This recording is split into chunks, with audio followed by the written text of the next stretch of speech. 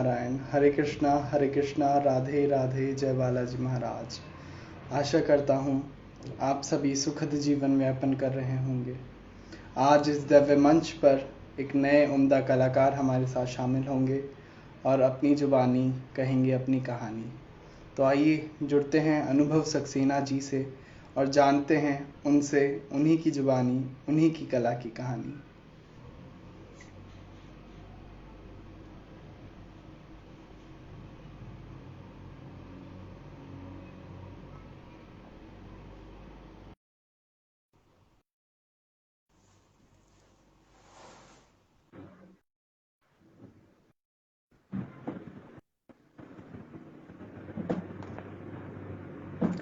नमस्ते सर।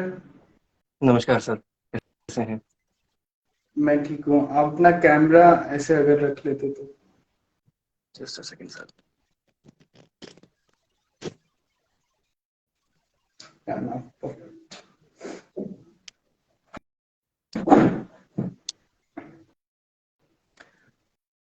आशा करता हूँ आप अच्छे होंगे जी और बिल्कुल। बहुत बहुत धन्यवाद आज आप अपना कीमती समय निकाल कर हमारे दिव्य मंच पर आए। इसके लिए बहुत बहुत शुक्रिया sir. Thank you sir, thank you so much for inviting me as well इस बड़े थैंक यू मंच वेरी पर आने मच। के लिए। जी सर। मैं अपने सारे दर्शकों को नमस्ते करना चाहूंगा। श्रीमन नारायण नारायण। और आज हमारे बीच में जो शख्सियत है उनका नाम अनुभव सक्सेना है और वो एक फोटोग्राफर है और एक उम्दा कलाकार है। तो आइए जानते हैं उन्हीं से, उन्हीं की जुबानी, उन्हीं की कला की कहानी। सर मैं ये जानना चाहूंगा आप रहने वाले कहाँ से हैं? सर मैं हरिद्वार से ही रहने वाला हूँ और मेरा जन्म हरिद्वार में ही हुआ है और हरिद्वार में ही पूरा प्रॉपर बेस्ड हूँ मैं। और ओके ओके।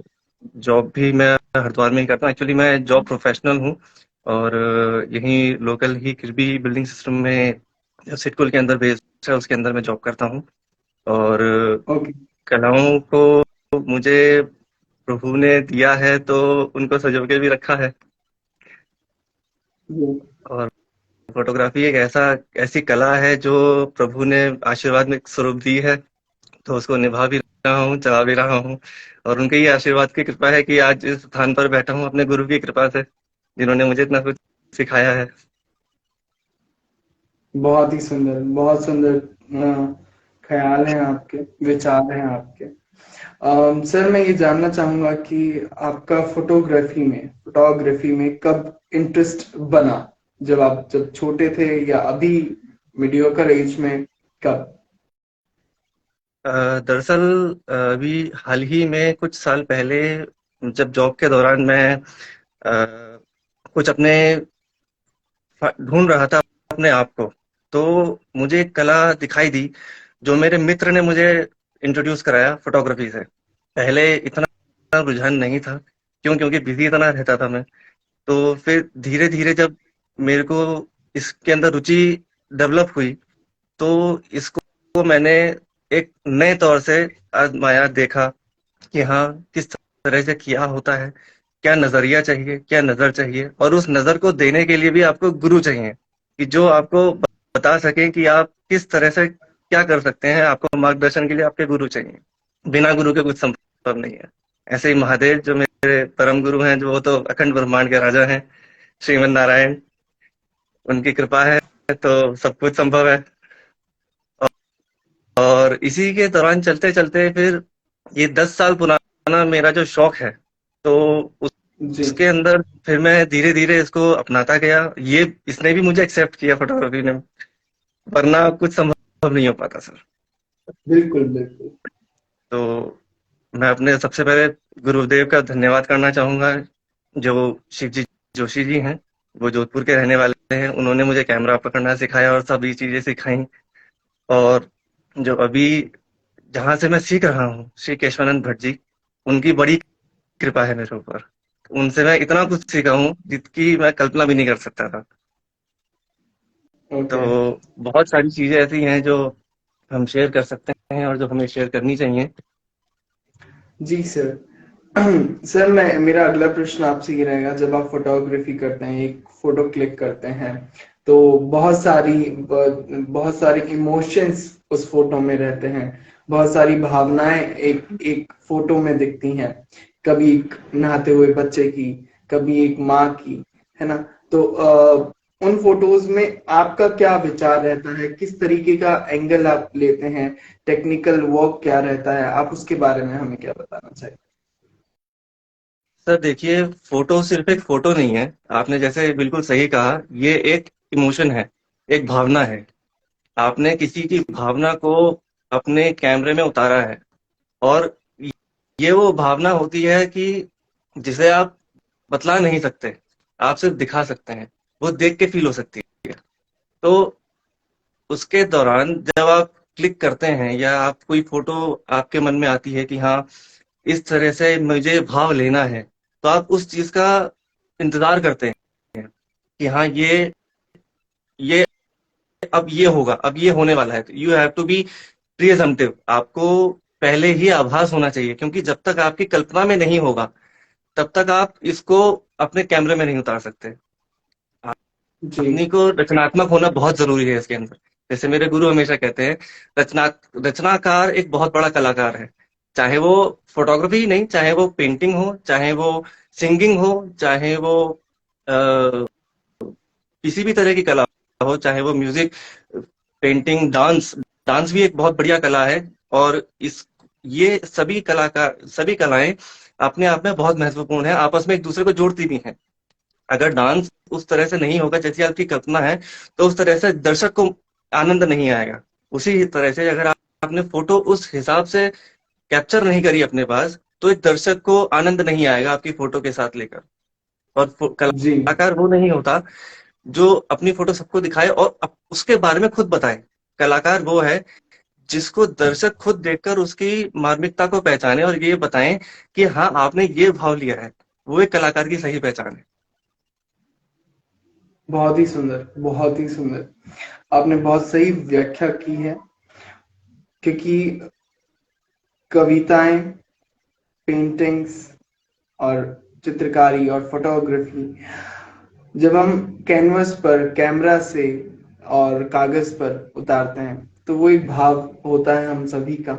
और बहुत सुंदर तरीके से उन भावों को संजोता है हर एक कलाकार। कलाकार का नाम अलग अलग होता है, काम भी अलग अलग होता है। तो आपने बहुत सुंदर व्याख्या की है सर। मेरा अगला प्रश्न ये रहेगा आपसे कि जब आप इतनी सारी चीजें कर रहे हैं, तो आपने अभी तक कोई एग्जीबिशन फोटोग्राफी में किया है? इसके बारे में, उसका जो पहला एक्सपीरियंस आपने देखा है, वो एक्सपीरियंस हमारे साथ साझा करिए। इसके दौरान मेरी बहुत एक, मतलब कह सकते हैं, एक नायाब याद मेरी जुड़ी हुई है। मैंने जी अपना पहला कैमरा लिया था सर 2018 में, जो अभी तक मेरे पास है और जिससे मैं अभी भी फोटोग्राफी करता हूँ। और अपने जी स्किल्स अपग्रेड हमें करते रहने पड़ते हैं, और जिसे कहते हैं कि हम अपनी एसेसरीज भी अपग्रेड करते हैं। तो अभी और भी ज्यादा अभी आपके पास वो मिलेगा, लेकिन उससे उसके लिए मैं एक बताना चाहूंगा कि 2019 में हमारी एक एग्जीबिशन हुई थी। और मैं एक बहुत जी एक रिनाउंड क्लब के साथ एक जुड़ा हुआ हूँ, जो हरिद्वार फोटोग्राफी क्लब है, जिसने मेरी कला को भली भांति पहचाना और मुझे ऊपर आने की बहुत बड़ी एक उपलब्धि दी है उन्होंने। उन्होंने मेरी कला को बहुत अपस्किल किया है, और मुझे ऊपर उठाने में उनका बहुत बड़ा महत्व है और बहुत बड़ा उनका हाथ है। हरिद्वार फोटोग्राफी क्लब से मैं काफी टाइम से जुड़ा हुआ हूँ, और उन्हीं के एक वरिष्ठ फोटोग्राफर ने मुझे वहां जोड़ा था। और उनका नाम है श्री पंकज शर्मा जी। और जिसमें हमारे मेहता सर भी हमारे बहुत वरिष्ठ कलाकार हैं, फोटोग्राफर हैं, मेरे गुरु भी हैं। तो उनके साथ जुड़ा मैं। उन्होंने उनके साथ हम लोग ग्रुप फोटोग्राफी के लिए भी जाते थे कई जगह हम हमारा आउटिंग होती थी, तो वहां पर हमारी कुछ फोटोग्राफ ऐसी क्लिक हुई जो बहुत नायाब थी। उनके साथ ही हम अपना, जब ग्रुप में डिस्कशन हुआ, तो उन्होंने फिर मेरी फोटोग्राफी को भी अपलिफ्ट किया उन्होंने। तब हमारी एक एग्जीबिशन हुई थी जनवरी 2019 में। तो वहां मेरी जी दो फोटो सेलेक्ट होकर एग्जीबिट हुई थी सर। तो वो एक हफ्ते का हमारा एग्जीबिशन प्रोग्राम था। तो वहां से मेरा थोड़ा सा एक्सपोजर और बढ़ा। वहां से मुझे और अनुभव मिला कि किस तरह से मैं अपने आप को और उठा सकता हूँ, और मेरे को कितना और काम करना है अभी, और कितना सीखना है, गुरुओं से जी कितनी शिक्षा अभी बाकी है। जी लर्निंग मोड तो सर हमेशा ऑन रखना है, तो हमेशा गुरु का सानिध्य मिलता रहे तो फिर हमेशा बहुत अच्छा रहता है। और वहां से फिर मेरा सबसे पहला एक्सपीरियंस वही था मेरा, जो हमारे हरिद्वार में एक पेंटागन मॉल है, वहां पर हमारी एक हफ्ते की एग्जीबिशन हुई थी। तो बहुत एक सुंदर अनुभव रहा, बहुत एक्साइटमेंट रहा, और बहुत एक जिसे कह सकते हैं, एक जीवन का पहला अनुभव था कि इतना बड़ा मेरे को मंच मिला। और उसके बाद फिर जब मैं लोगों के बीच में आया, लोगों ने मुझे मेरी प्रतिभा को देखा, पहचाना, तो कई जगह से इनविटेशन भी आए थे। वहां भी मैंने अपनी जो इमेजेस थी वो भेजी थी। कई सारे ग्रुप से मैं एसोसिएटेड हूँ, कई सारे जो फेसबुक अलग अलग प्लेटफॉर्म्स हैं वहां से भी मैं एसोसिएटेड हूँ, फेसबुक हो गया, इंस्टाग्राम से भी मैं कई जगह एसोसिएटेड हूँ। और कई सारे मैं सलोन्स जो इसमें हमारे इंटरनेशनल कॉम्पिटिशन्स होते हैं, जिसमें कई प्रतिभाशाली व्यक्तित्व वहां पर हिस्सा लेते हैं, तो उनके साथ भी मैंने कंपटीशन में पार्ट लिया है। वहां से भी मुझे कई खिताब भी मिले हैं। तो जी। कई सारे मैंने वहां से खिताब जीते भी हैं। तो उसके बाद फिर हमारे कलकत्ता में एक एग्जीबिशन हुई थी, वहां भी मेरी फोटोज गई थी, वहां से भी मुझे एक बहुत सुंदर कॉपी टेबल बुक मिली थी। और कई सारे सर्टिफिकेट्स मुझे प्रभु की कृपा से मिले हैं अभी तक। और आगे भी, और प्रभु की कृपा रहेगी तो और भी आगे मैं साझा करता रहूंगा। आपकी और मुस्कान, आपकी खुशी बहुत कुछ बता रही है हमें। और सर मैं ये पूछना चाहूंगा आपसे कि एक मटेरियलिस्टिक भौतिक जगत रहता है और एक कलाकार का जगत रहता है। इन दोनों जगत में एक कलाकार अपना जीवन व्यापन करता है, मटेरियलिस्टिक वर्ल्ड में, आर्ट वर्ल्ड में। दोनों ही वर्ल्ड में वो जीवन जीता है। आप भी एक कलाकार हैं। आप इस बारे में क्या कहेंगे? इन दोनों जगत के बीच का अंतर क्या है आपके अनुसार? आप उसके बारे में बताएं। सर, ये दोनों जगत बहुत महत्वपूर्ण है। और मैं यही नहीं कहूंगा कि यही दोनों जगत, एक तरह से कह सकते हैं ना कि जब आप अपनी कला के साथ अपने जीवन को व्यापन करते हैं, तो उसमें बड़ा जी। महत्वपूर्ण हो जाता है दोनों जगह जिम्मेदारियां निभाना। क्योंकि ऐसा हुआ था कि एक मेरा पर्सनल एक्सपीरियंस भी है कि जब, मतलब, एक कहते हैं ना कि जब आपके मित्र भी बहुत जरूरी हैं, समाज बहुत जरूरी है इसके साथ साथ। और आप जब अपनी कला के क्षेत्र में आगे बढ़ते हैं, बहुत सारे उतार चढ़ाव भी आते हैं, सामाजिक हो गए, पर्सनल हो गए, और आपके कई जगह के, क्योंकि जैसे मैंने आपको बताया सर, मैं जॉब प्रोफेशनल भी हूँ, मुझे अपनी जॉब भी साथ में रखनी है, मुझे अपना शौक भी साथ में रखना है। क्योंकि शौक एक ऐसी चीज है जो एक बड़ा महत्वपूर्ण है आपके पर्सनल ग्रोथ के लिए। रही जॉब आपके साथ चल रही है, पर उसके साथ साथ मैंने बीच में ये भी देखा कि जो मुझे अनुभव हुआ कि कभी कभी ऐसा होता है कि आप सोचते हैं नहीं हो गया, अब जितना करना था हो गया, क्योंकि आपको समय की बड़ी अभाव भी रहते हैं, आपको अपने साथ साथ उनको भी जोड़ना है, अपने साथ साथ लेना है। तो उसके साथ साथ आप ये भी देखते हैं कि हाँ, किस तरह से आप उन सबको निभाएं, किस तरह से क्या क्या जोड़ें, किस तरह से क्या क्या करें। तो सब चीजों को साथ में लेकर चलना कभी कभी बहुत मुश्किल हो जाता है। लेकिन वो आपकी हिम्मत है, आपकी साहस है, और आपका प्रतिभा है, और आपकी मैनेजमेंट स्किल्स हैं कि जिस तरह से आपको उसके साथ चलना है और आपको अपने साथ उसे चलाना है। जो जगत आपके अंदर देखता है और जो जगत आप में देखना चाहता है, ये दोनों बहुत अलग अलग चीजें हैं। आपको उन दोनों को सार्थक करना बहुत जरूरी है। और कई जी। बार ऐसा भी है कि, और ऐसा नहीं है, कॉस्मोस अपने आपको सब चीजें देता है। कॉस्मिक एनर्जी एक ऐसी एनर्जी है जो हर किसी को पूरा मौका देती है, बस आपको वो मौका ग्रस्त करना है। हर किसी को मौका नहीं मिलता, और जिसको मौका मिलता है वो उचित समय पे लेना चाहिए। बिल्कुल सही। सर जैसे कि आपने कॉस्मोस, एनर्जी, यूनिवर्स की बात की, मेरा अगला प्रश्न इसी से रहेगा। क्या कलाकारी, क्या रचनात्मकता सोच आध्यात्मिकता की ओर लेके जाती है? क्या स्पिरिचुअलिटी की तरफ हमें आर्ट वर्ल्ड लेके जाता है। जब हम आर्ट करते हैं या फोटोग्राफी करते हैं या कुछ भी एक ऐसी चीज जो भगवान की है, भगवान की कलाओं में से है, जब हम उन कलाओं का पालन करते हैं तो वो कला हमें क्या भवसागर से पार लेके जाती है। इसके ऊपर आप क्या कहना चाहेंगे?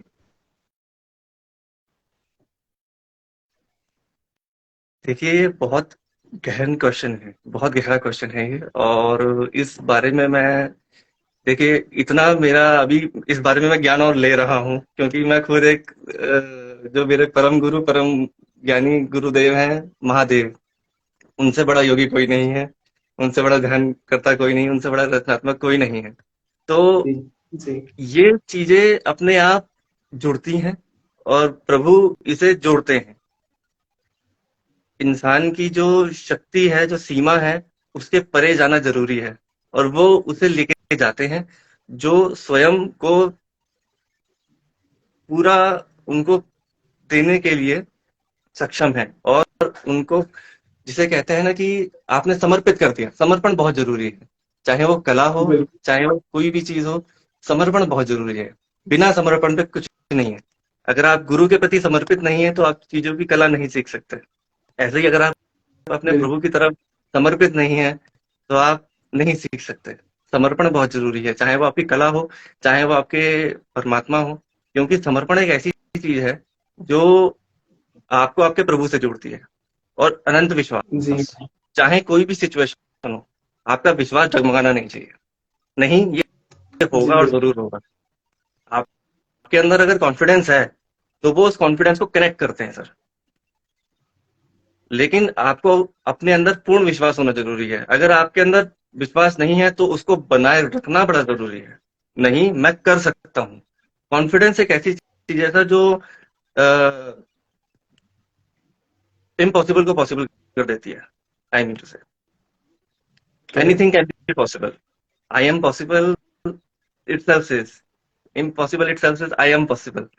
अगर इंसान ठान लेना सर, तो पहाड़ भी तोड़ जी सकता है। बिल्कुल। जी तो हाँ। अपनी सीमाओं को बिल्कुल। भी लांग सकता है जो उसने अपने आसपास बनाई हुई हैं। और प्रभु जी परमेश्वर खुद ही वो कर देते हैं जो उनको देना होता है, कि मेरा बच्चा है, जरूर मिलेगा इसको। बिल्कुल, बहुत सुंदर सर। इतना आप जैसे कला में हैं और फोटोग्राफी करते हैं, आप बहुत सारी चीजें देखते होंगे। कभी कुछ देखते होंगे, कभी कुछ देखते होंगे। तो आपकी फोटोग्राफी मेनली किस किस कॉन्सेप्ट पे रहती है? नेचर को देख के रहती है या ह्यूमंस पे आप ज्यादा फोकस करते हैं? आपका फोकस जहां पर भी रहता है वो किन भावों से रहता है? उन भावों का विचार जो आप सोचते हैं, गणन करते हैं, मनन करते हैं, उनके बारे में आप हमें बताएं। एक फोटो जब आप खींच लेते हैं और उसको जब आप देखते हैं, क्योंकि कुछ फोटोज बहुत बहुत इमोशनल रहती हैं, क्योंकि एक फोटो या एक चित्रकारी इंसान को कहानी की तरफ लेके जाती है, कथाओं की तरफ लेके जाती है। जब उन चित्रकारियों को, उन एक तस्वीरों को जब हम निहारते हैं तो हमें रोना भी आता है, हमें हंसना भी आता है, हमें बहुत बहुत खुशी भी होती है, एक संतुष्टि भी मिलती है एक फोटो को देख के। आपकी जो ये फोटोग्राफी है, जो आप खींचते हैं बहुत सारी चीजें, और जब वो बाहर आती है तो आपके भाव क्या रहते हैं? As a Anubhav Saxena, as a person, as a soul, बताएं। सर, जैसे आपने बताया कि ये एक पर्सनल पर्सपेक्टिव भी है। जितनी आज तक मैंने फोटोग्राफी करी है, पहले में और अब में काफी डिफरेंस है।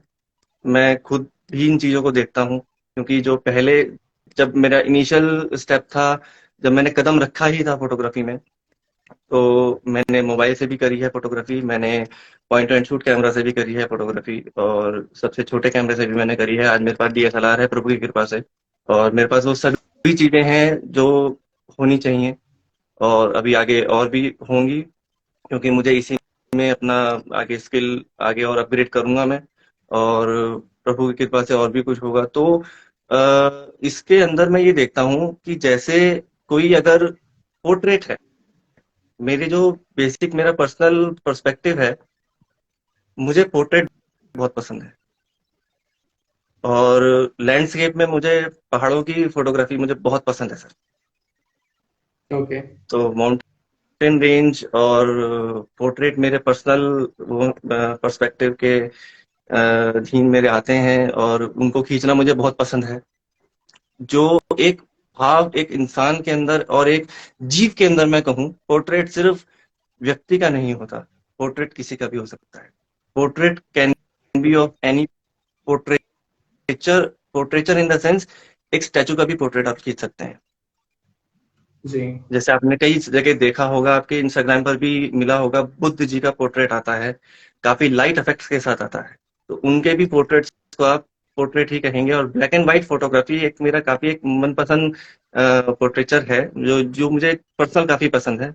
और ब्लैक एंड व्हाइट भी हो, चाहे जिसे हम मोनोक्रोम कहते हैं, और कलर्ड भी उसमें काफी अच्छा एक सेंस डालता है। कलर में कलर आ जाते हैं, और ब्लैक एंड व्हाइट और या मोनोक्रोम का अपना अलग एक स्थान है, जिसे मैं कहूँ कि वो एक अलग छाप छोड़ता है आपके जीवन में। और वो जी। एक कला होती है कि कुछ तो आपने क्लिक किया है अपने कैमरे से, और कुछ आपने पोर्ट्रे किया है अपने नजरिए से। क्योंकि जो आप अपनी आंखों से देख रहे हैं और आपके अपने कैमरे की आंखों से देख रहे हैं, जो कैमरा आपको दिखा रहा है, थोड़ी सी अलग चीजें होती हैं। लेकिन वो एक ऐसा माध्यम है कि जो आपके भाव को पूरा दर्शाता है कि आप कहना क्या चाहते हैं उस फोटो में। आपके दर्शक को ये मार्मिक दृश्य ऐसा दिखता है कि व्यक्ति के, उस इंसान के या उस जीव की आंखों में भाव क्या है। तो वो भाव को कैप्चर करना बहुत जरूरी है। और वो आपने कैप्चर कर लिया तो आपकी जो तस्वीर है वो अपने आप में सब कुछ कह देगी, आपको कोई शब्द कहने की जरूरत नहीं है। वो भाव ही अपने आप में बहुत है, सब कुछ विस्तार में सब कुछ समझाने के लिए। आपके दर्शक आपको खुद बता देंगे कि इसमें कौन सी मार्मिकता आ रही है, और कौन सी करुणा है, या क्रोध है, या क्या, कौन सा भाव आपने कैप्चर किया है। और जी। जो नेचर है वो अपने आप में बहुत वास्ट है। और मैं ये भी कहूंगा कि beyond the thinking of humans, जो प्रकृति है वो अपने आप में बहुत कुछ है, पालन करता है। जी। तो बहुत ही सुंदर सर। ये अपने आप में बहुत एक बड़ी चीज है कि आप किस तरह से अपनी फोटोज को लेते हैं, किस तरह से आप उस भाव को लेते हैं, आपने किस एंगल से लिया है, वो आपके ऊपर डिपेंड करता है। क्योंकि देखिए सर, हर सिचुएशन अलग होती है। और कई जगह ऐसा होता है कि आपने कोई फोटो ली है, और कोई फोटो आपने क्लिक किया, आपको अच्छा नहीं लगा, आपने दोबारा लिया। आपने एक इंसान को आप फॉलो कर रहे हो, और एक व्यक्ति को आपने फॉलो किया, आपको ये एहसास हुआ कि हाँ, इस समय पर इस जगह पर मुझे ये भाव मिल सकता है। तो ये आपकी प्री एडिक्टिव होती है, जो आपका प्रिडिक्शन है। एग्जैक्ट। प्रिडिक्शन बहुत एक इम्पॉर्टेंट पार्ट है आपके फोटोग्राफी में। मेरे गुरु कहते हैं जी। कि अगर आदमी प्रिडिक्टिव नहीं है तो ही वेरी एवरेज फोटोग्राफर। फोटोग्राफर तो वो है क्योंकि वो उस जगह पर खड़ा है और फोटो खींच रहा है। तो एक साझा करने के लिए एक भाव होना बहुत जरूरी है, और प्रिडिक्टिव होना बहुत जरूरी है। जी। What should be my next move to capture the perfect emotion. तो अगर आपने वो इमोशन कैप्चर कर लिया परफेक्शन के साथ, तो उसके अंदर कोई भी जोड़ घटाव करने की जरूरत नहीं है, कोई भी चीज आपको प्लस माइनस करने की जरूरत नहीं है, और कोई भी चीज एडिट करने की जरूरत नहीं पड़ेगी, आई थिंक। तो अपने आप में बहुत एक रचनात्मक है और बहुत कलाकृतिव है, और उसके अंदर आपको सब कुछ मिल जाएगा। भाव, कंपोजिशन, एडिशन, आपको कुछ भी उसमें एडिट करने की जरूरत नहीं पड़ेगी, और आप उसको ठीक से और बहुत बढ़िया तरीके से आप उसको प्रदर्शित कर सकते हैं। जैसे कि मेरी कई सारी, मैंने आपको एक साझा भी करी थी शायद एक अपने फॉर्म में, कि जो मैं साधु महाराज की एक फोटो खींच के लाया था। तो मुझे नहीं पता था कि वो फोटो कैसी आई है। मैंने जस्ट अपने कैमरा की सेटिंग करी, and I just click the photo. तो जब मैंने वापस आके वो फोटो देखा, उसको पूरा परखा, तो मुझे एहसास हुआ कि हाँ, ये बिल्कुल सही बैठा। और बहुत ही मतलब कई शॉट्स उसमें सर ऐसे होते हैं कि आपके रैंडम्स होते हैं, रैंडम शॉट्स भी बहुत इफेक्टिव होते हैं।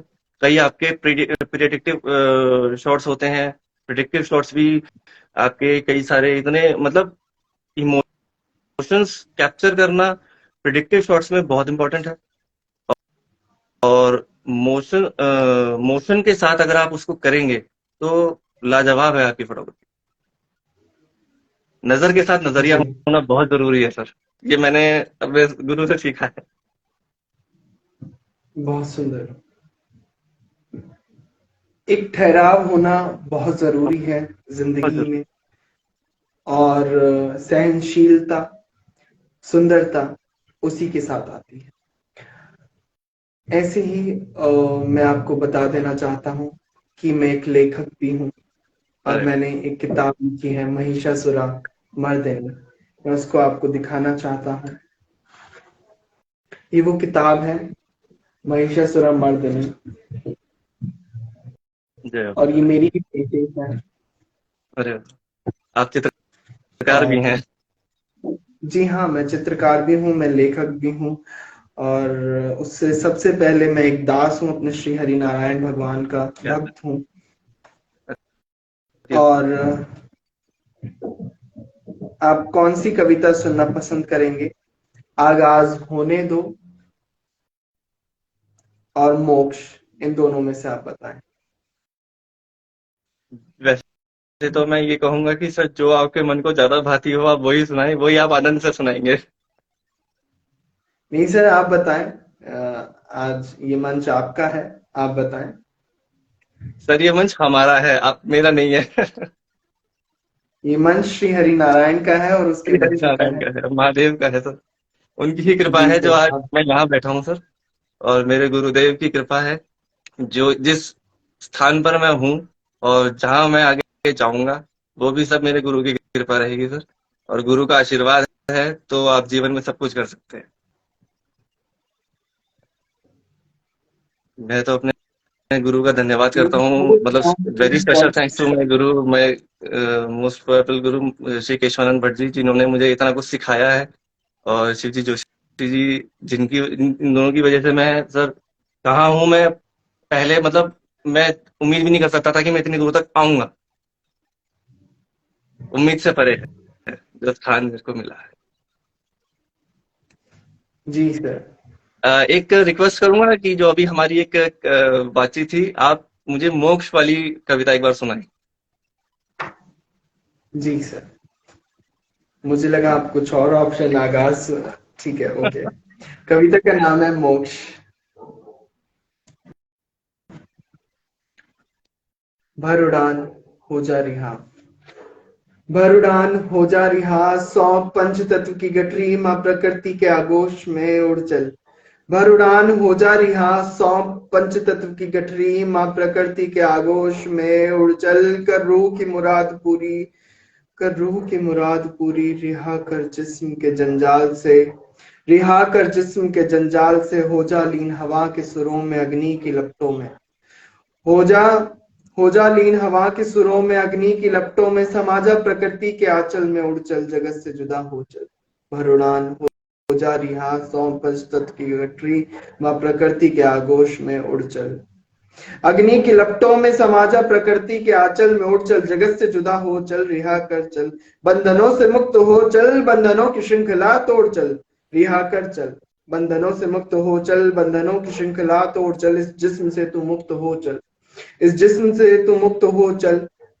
अपनी तमन्नाओं को धरती में समा चल, अपनी तमन्नाओं को धरती में समा चल। मोह माया को छोड़ चल, अब तू मोक्ष की भी आरज़ू ना कर, अब तू मोक्ष की भी आरज़ू ना कर। सारे बंधनों से मुक्त हो चल, सारे बंधनों से मुक्त हो चल। तेरे फैसले की घड़ी आई, परीक्षाओं से मुक्त हुआ, तेरे परिणाम का दिन आया। नौ रसों को त्याग कर, अनुराग को प्रदान कर, पाश से विदा ले ऊर्जा संसार से, पाश से विदा ले ऊर्जा संसार से। मुक्त हो जा बंधनों के जंजाल से, सुनना सुन, मुक्त हो जा बंधनों के जंजाल से, उड़ जा, भर ले उड़ान, अब भर ले उड़ान, उड़ जा अपने बैकुंठ धाम, बैकुंठ धाम, भर ले उड़ान।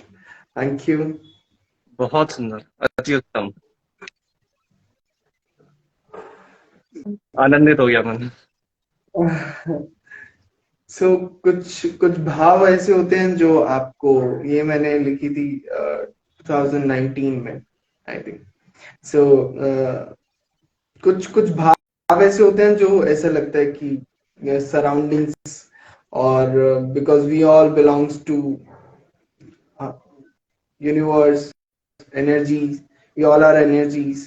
So yeah, कला एक ऐसी दुनिया है जो खुद चुनती है लोगों को, बिल्कुल। जैसे आपको चुना, मुझे चुना।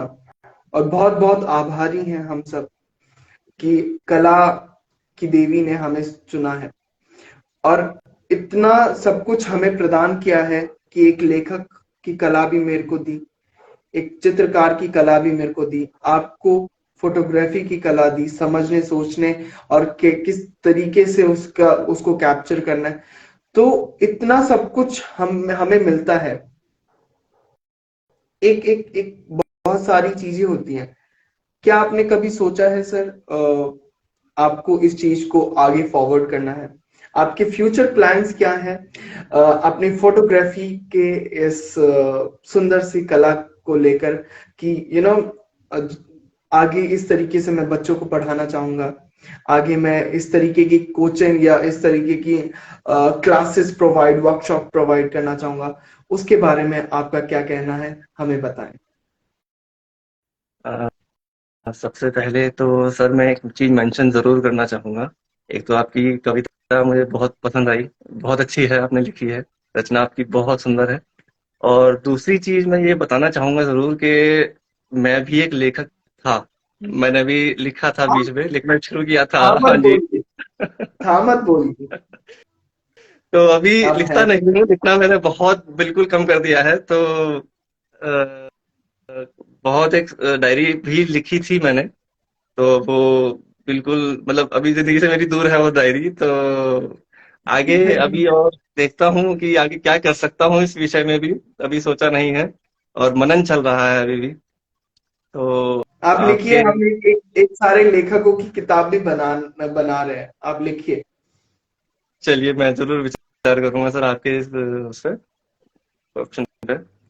और आज जैसे कि आपने एक सवाल किया था कि इसके आगे मैं क्या सोचना चाह रहा हूँ, अभी इसके ऊपर मेरा मनन भी चल रहा है कि जो ज्ञान मुझे मिला है मेरे गुरु से, अभी और ले भी रहा हूँ। और मैं मतलब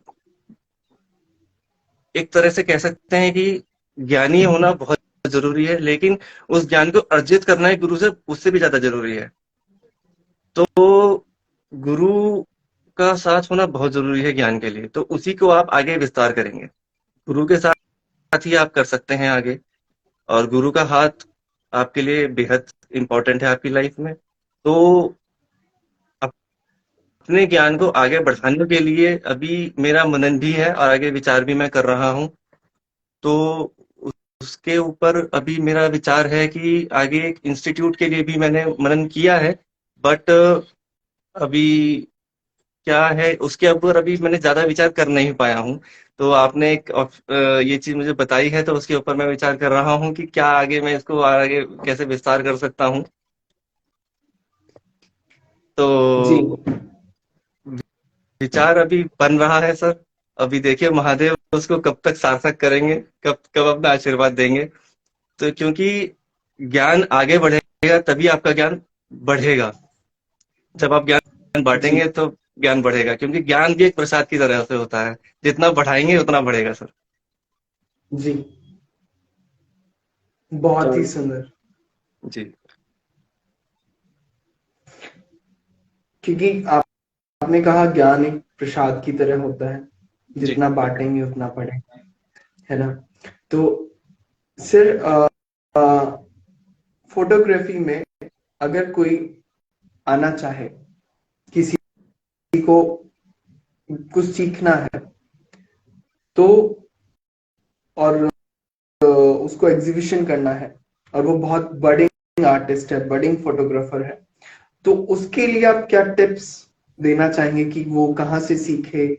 और अगर, क्योंकि बहुत सारे ऐसे लोग होते हैं जिनको सीखना होता है, इच्छाएं होती हैं, बट बहुत कम अमल हो पाती हैं, बहुत कम रास्ते दिख पाते हैं। तो आप बताएं कि अपने अनुसार कि उनको वो जो अनुभव है वो कहाँ से मिलना चाहिए, वो फीलिंग जो वो चाहते हैं वो किस माध्यम से वो अपने लिए ले सकें और किस तरीके से वो सीखें उस कला को, इसके बारे में क्या कहना चाहेंगे?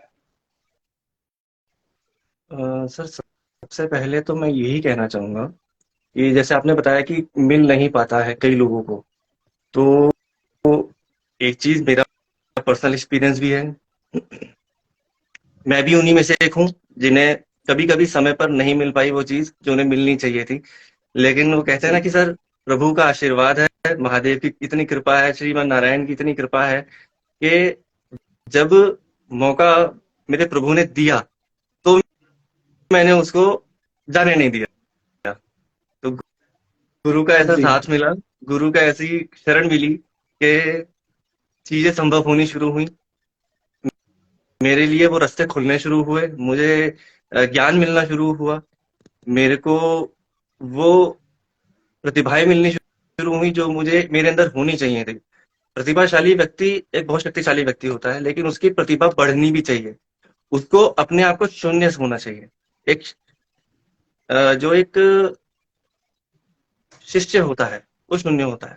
अगर वो शून्य नहीं होगा तो गुरु उसको ज्ञान नहीं दे पाएगा, या वो ले नहीं पाएगा गुरु से ज्ञान। You have to be a zero first of all, जी। ज्ञान लेने के लिए। आप बिल्कुल अज्ञानी हैं अभी संसार में, तभी आप ज्ञान ले सकते हैं अपने गुरु से। अगर आपके पास पहले ही बिल्कुल। ज्ञान होगा तो आप ज्ञान कैसे लेंगे? जी हाँ। है ना सर? तो बहुत। अपना पिटारा खाली रखना बहुत जरूरी है, क्योंकि अगर आपको पता है उस ज्ञान का, अच्छी बात है, इसका मतलब आपकी जो नॉलेज है वो फुलफिल है। लेकिन उसके अंदर रोज के अपडेट होने बहुत जरूरी है सर। फोन भी हमारा आज की डेट में अपडेट मांगता है, तभी हमारे एप्लीकेशंस और सारी जितनी भी उसके फंक्शन जी। है सभी एक्यूरेट करते हैं। तो गुरु जी। वो अपडेट है जो आपको मिलता रहना चाहिए और आपके ज्ञान की वृद्धि होनी चाहिए, तभी आप आगे उन्नति कर पाएंगे। और जी। मैं ये भी कहूंगा कि a person have to be his own critic. अपना क्रिटिक खुद बने। अगर आप अपना क्रिटिक खुद नहीं बनेंगे, अपने अंदर खामी नहीं ढूंढेंगे, तो उसको आप निखारेंगे कैसे?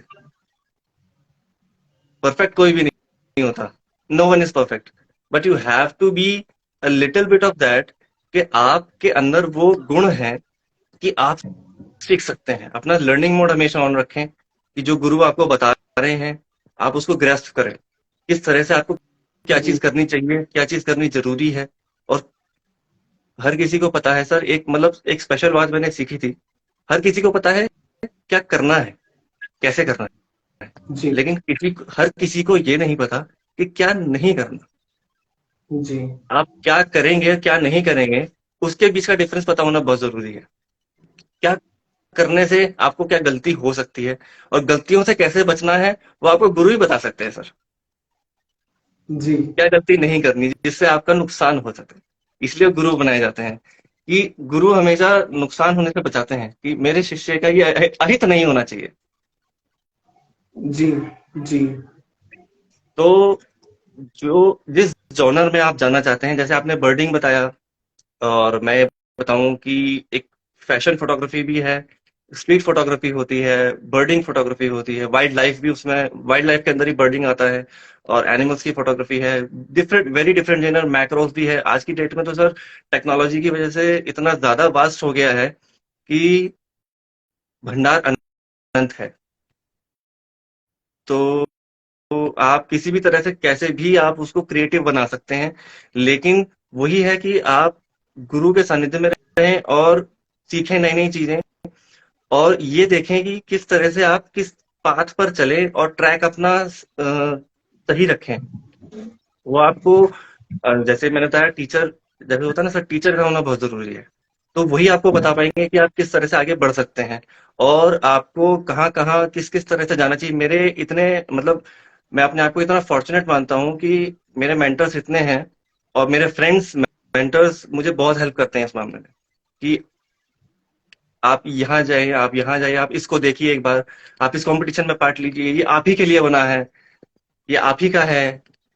तो इतना ज्यादा मुझे एंथुजियाज्म मिलता है कि बीच में सर एक ऐसा फेज भी आया था, मैं लिटरली बता रहा हूँ फ्रैंकली, मतलब ये सच्चाई है, कई सारे मैं दोस्तों से भी साझा कर चुका हूँ अपने, कि मैं फोटोग्राफी ऑलमोस्ट छोड़ चुका था, कि ओके। कुछ मतलब सिचुएशंस ऐसी हो गई थी। I lost one of my friend और माय वेरी गुड फ्रेंड, जो मेरे फोटोग्राफी में मेरे सीनियर थे। तो जी। उनके बाद एक वो होता है कि he lost, I lost him in Covid. तो उसके बाद फिर वही होता है कि आपके जो साथी है वही आपके साथ नहीं है, तो फिर आप जाके क्या करेंगे। तो वन ऑफ द थिंग्स के मन नहीं कर रहा, वीकेंड्स पे हम लोग हमेशा जाते थे। तो सर्टेन जी थिंग्स हैपन, जी सर्टेन थिंग्स हैपन। तो life is full of uncertainty. तो आप ये नहीं जी। कह सकते कि हाँ क्या है क्या नहीं है। तो सर्टेन थिंग्स ऐसी हुई कि मैंने छोड़ दी थी ऑलमोस्ट, मैंने कैमरा रख दिया था, मेरी कई फोटो नहीं आ रही थी, कहीं कुछ नहीं हो रहा था। तो सम ऑफ माई फ्रेंड्स के आए, उन्होंने मुझे मोटिवेट किया, आप बढ़िए बढ़ाइए इसको, हो जाता है कोई दिक्कत नहीं, तो आप इसको और आगे बढ़ाइए, हम हैं साथ में। तो ऐसे ही होता है। तो उनका साथ होना बहुत जरूरी है। और इसके लिए आपको सेल्फ मोटिवेशन भी बहुत जरूरी है सर। दूसरे आपको मोटिवेट करके चले जाएंगे, आपके साथ रहेंगे, जो आपके बेस्टीज हैं, जो आपके मेंटर्स हैं, जो आपका ध्यान रखते हैं, जो आपके साथ रहते हैं, वो आपके साथ हमेशा रहेंगे, आपको मोटिवेट करेंगे। लेकिन आपको जो करना है वो आपको खुद उठ के करना होगा। You have to motivate yourself, you have to rebuild your जी। सेल्फ। अपनी क्षमताओं को तोड़ने वाला ही सर विनर होता है। A winner is never a Quetta, that's the thing. तो उसके साथ ही आप अपने आप को जोड़ें, सब कुछ करें। तो उसके लिए बहुत जरूरी है कि खुद को मोटिवेटेड रखें, खुद को अपस्किल्ड रखें, खुद को अपडेटेड रखें, और गुरु के साथ हमेशा आप बातचीत करते रहें, अपने दोस्तों के साथ बातचीत करते रहें। आप अपने साथ और लोगों को भी जोड़ें जो अपनी प्रतिभाओं को बढ़ाना चाहते हैं, और अपने साथ अपनी अलग अलग स्किल्स को बढ़ाते रहें, अपग्रेड करते रहें हैंड टू हैंड, और गुरु के सानिध्य में रहें। ये सारी चीजें बहुत जरूरी हैं सर। सोशलाइज बहुत होना ही भी सुंदर। समझना जरूरी है, बिल्कुल। जी सर, बहुत ही सुंदर। और मैंने अभी अपनी जो मैं बता देना चाहता हूँ कि मैं अपनी दूसरी किताब भी लिख रहा हूँ, बिन्नी बन गया बालकनी मैन जी करके है उसका नाम। बिन्नी बन गया बालकनी मैन। तो उसमें मैंने एक कविता लिखी है, मैं वो आपको छोटी सी है, मैं सुनाना चाहूंगा, जी मेरा बहुत मन है। जी जी, बिल्कुल बिल्कुल। उस कविता का नाम है, किस भेष में है तू। अति उत्तम शीर्षक। इन रातों की बातें काटे बुनता है मन। इन रातों की बातें काटे बुनता है मन, ना दिल बहलता है ना जीता है मन। इन रातों की बातें काटे बुनता है मन, ना दिल बहलता है ना जीता है मन। मुक्ति खोज रहा संसार उसमें डूब रहे हम। मुक्ति खोज रहा संसार उसमें डूब रहे हम, ना दिल बहलता है ना जीता है मन। इन रातों की बातें काटे बुनता है मन। कैसे तुझ में समाऊं, कैसे तेरे देश में आऊं। कैसे तुझ में समाऊं, कैसे तेरे देश में आऊं। पल पल मैं घबराऊं, मन चाहता है तुझ में बस जाऊं। मन चाहता है तुझ में बस जाऊं। बुला ले जल्दी से आ जाऊं। बुला ले जल्दी से आ जाऊं। सुन, सुनना, सुन, सुनना। इन रातों की बातें काटे बुनता है मन। कैसे ये दर्द बताऊं, किस भेष में है तू। कैसे पता लगाऊं, कैसे पता लगाऊं। ना जाने क्यों रूठा है तू। बताते, बता देना किस देश में है तू। बता दे किस देश में है तू। इन रातों की बातें काटे बुनता है मन। किस भेष में है तू, बता दे। That's all. अति उत्तम सर, अति उत्तम, बहुत सुंदर रचना है। आप बहुत उम्दा लिखा है, लिखित है। जब आपने बताया कि आपने अपना जो साथी है वो खो दिया है, तो वो हर हर किसी भेष में यही हमारे साथ। और उसका देश अलग हो जाता है, उसका वेश अलग हो जाता है। तो हम पहचान नहीं पाते हैं कि कहाँ गया, किस देश में है तू, है ना। बहुत सारी खत, बहुत सारी बातें भी नहीं पहुंच पाती हैं, लेकिन जो ये मन की शक्ति है ना, ये सबसे तेज है, ये सबसे तेज है। और वो वहां तक लेके जाती है हम सभी को। तो बहुत ही सुंदर लगा सर, आज आप हमारे इस दिव्य कल की कला के मंच पे आए। मेरा आखिरी प्रश्न आपसे ही रहेगा, आप इस दिव्य मंच कल की कला के बारे में क्या कहना चाहेंगे? सर एक तो सबसे बड़ा धन्यवाद इस मंच का और आपका, जो आपने मुझ में एक ऐसी प्रतिभा देखी, मुझे आमंत्रित किया मेरे भाव रखने के लिए, मेरी बातें सुनने के लिए।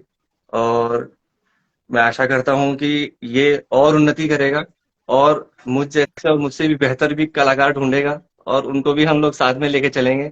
उनसे भी हम कुछ सीखेंगे और भगवान की कृपा से उनको भी अगर सीखने की इच्छा होगी तो उन्हें हम अपनी भी प्रतिभाएं देंगे, एक दूसरे की प्रतिभाओं को सीखेंगे। और जितने ज्यादा से ज्यादा कलाकार हम इस मंच के साथ जोड़ सकें वो भी हमारी पूरी प्रेरणा स्रोत रहेगा। और जी प्रेरणा एक दूसरे की बनना बहुत जरूरी है, प्रेरणा देना बहुत जरूरी है और प्रेरणा लेना भी बहुत जरूरी है। आप जी कई लोगों को प्रेरणा देते भी हैं, कई लोगों से आपको प्रेरणा मिलती है कई लोगों से। और प्रेरणात्मक व्यक्ति बहुत उ- तेज होता है और बहुत उत्तम व्यक्तित्व एक बहुत रचनात्मक व्यक्ति है।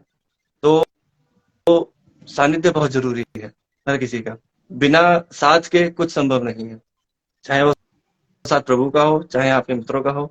और इन दोनों का ही स्थान बड़ा महत्व है एक व्यक्ति के जीवन में। तो मैं आशा करता हूँ कि हमारे साथ और भी कलाकार होंगे आगे फ्यूचर में, और भविष्य में जी हम और भी ऐसे अपने जैसे कलाकार ढूंढें, उनकी प्रतिभा को और आगे बढ़ाएं, अपने साथ साथ में लेके चले और उनका भी उद्धार हो, हमारा भी उद्धार हो और इस मंच का भी जी उद्धार सर। हो। बिल्कुल। जी थैंक और यू एक सर। मेरा आप निवेदन आपसे एक और है सर, जो आपकी एक कविता थी आगाज हो, मैं उसको भी एक बार सुनना चाहता हूँ आपके मुख से। थैंक यू सर, मैं जरूर क्योंकि सुनाऊंगा। आज जो आपने मेरे एक करियर का जो आपने ग्रोथ किया है ना, जो आगाज किया है इस लाइव से, उसको भी मैं इसके साथ जोड़ना चाहूंगा।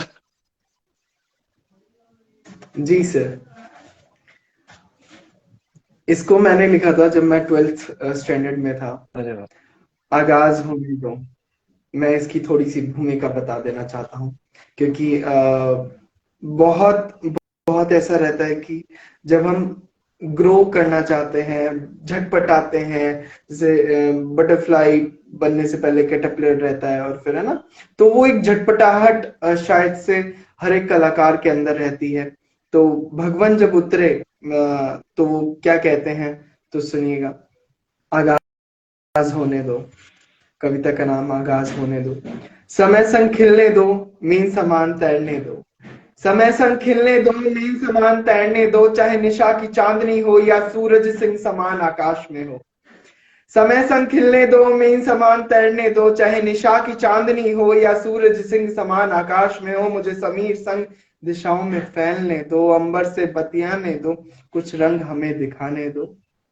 जग के अंधेरे को रोशन करने दो, सूर्य की किरणों के संग जगमगाने दो, फुलवारी की कलियों को जन्म लेने दो। सुनो सुनो ना, चंद्रमा की छाया में चमकने दो, मुझे खिलने दो, चांद की रोशनी की तरह चमकने दो। देखो दुनिया में कितना अंधेरा, देखो देखो दुनिया में कितना अंधेरा, रौनक करने दो जग सारा। देखो दुनिया में कितना अंधेरा, रौनक करने दो जग सारा। जीवन को महकाने दो, जीवन को महकाने दो, मेरी राह में कंकर पनपने ना दो। जीवन को महकाने दो, मेरी राह में कंकर पनपने ना दो। खुले आसमान में उड़ान भरने दो, मुझे परमात्मा की पहचान बनने दो। मुझे परमात्मा की पहचान बनने दो, हर शख्स समक्ष सोच को उजागर करने दो। श्वेतांबरा को लेख लिखने दो, श्वेतांबरा को लेख लिखने दो, मुझे ब्रह्मा समान सृष्टि रचाने दो। अपने आप को और खूबसूरत बनाने दो, मुझे इन शाख के पत्तों की तरह झूमने दो, धरती के आगोश में घूमने दो। इन हवाओं से मेरा पैगाम झूमती लहराती फसलों को सौंपने दो।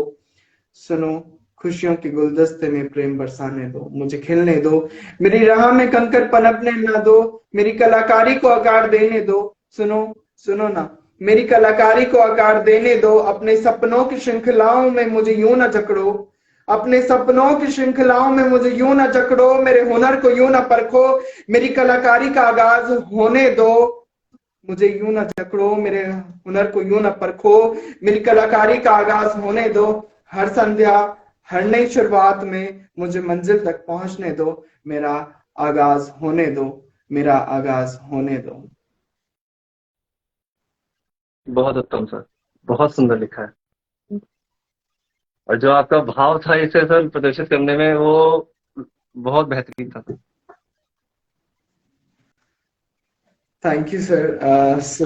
क्योंकि कुछ चीजें ऐसी होती हैं कि मेरी जो भी भाव रहता है वो शायद से वो भगवान ही भाव देता है, हम कुछ नहीं कर सकते।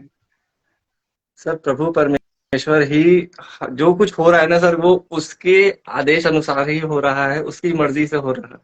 तो इसमें जो कहते हैं ना कि मैंने किया है, वो गलत एक धारणा है। ये तो हमने उसका किया किया है, हुआ है और प्रभु। उसी की ही मर्जी है। और ये उसी की ही मर्जी है कि मैं आपके सामने बैठा हूँ और इतनी प्रतिभा मुझे प्रभु ने दी है कि जो आपने मुझे ये मौका दिया है। नहीं सर, मैंने कुछ नहीं दिया, क्योंकि ये मेरा मैं ऊपर से नहीं लाया हूँ, ये भगवान का ही है। और हाँ जी, ये श्री हरि नारायण को डिवोटेड है पूरी जी तरीके से। जी, बिल्कुल और बिल्कुल। क्योंकि कल की भगवान की जी ही कला चल रही है, जी जी, इसलिए इस बिल्कुल। मंच का नाम कल भी की कल अवतार की का कला ऐसा है जो आगे आने आने वाले समय में आएगा। और है। जी हाँ। बिल्कुल तो जो इट जस्ट अ हमारे मैजिक। और देखते हैं, क्योंकि मुझे ऐसा लगता है जब कल की कला एक फिजिकल रूप अपना लेगा इस धरती पे, कल की कला जब बनेगा, और जब आप जैसी शख्सियत और बहुत सारे सुंदर आत्माएं हमारे साथ आएंगी और शरीर समान बर्तन में, तो बहुत सुंदर लगेगा जब मुझे मौका मिलेगा आप जैसे लोगों को जानने का, आप जैसी सुंदर भावों को जानने का, क्योंकि इतना सुंदर मंच बनेगा जहां पर समानता है, क्योंकि सब लोग 84 लाख योनियां भोग के आ रहे हैं बिल्कुल मनुष्य रूपी समान बर्तन में। तो सभी समान है, सभी ने वो स्ट्रगल किया है। तो मुझे लगता है कि तो यहाँ पर ना कोई छोटा है ना कोई बड़ा है, ना कोई सब कुछ भी नहीं है, समान है। प्रभु ने यहाँ सब सिर्फ हरि की। समान बनाए हैं। जी, हरि बोल। And I am just very happy कि आज आप आए, और बहुत खुश हूँ सर। मैं थैंक यू वेरी मच। मैं प्रभु नमस्ते। मेरे भगवान श्री नीलकंठ महाराज, श्री नीलकंठ देव और श्री नारायण का इतना धन्यवाद देता हूँ कि मुझे इतना बड़ा मंच मिला। और आशा करता हूँ कि मैं मतलब जो मैं अपना एक ब्रांड नेम बनाना चाह रहा हूँ, मतलब वही जो प्रभु करवाएंगे, वही इसको आगे मैं बढ़ाऊं। और कुछ कुछ थोड़ा सा नाम हो जाए, तो इस जीवन में और कुछ नहीं चाहिए। जरूर सर, ओम नमः शिवाय का जाप ओम करिए, नमः सब मिलेगा शिवाय। हर हर आपको। महादेव। हर हर महादेव। नमस्ते सर, श्रीमन श्रीमन नारायण। नारायण नारायण। श्रीमन नारायण। नमस्ते जी।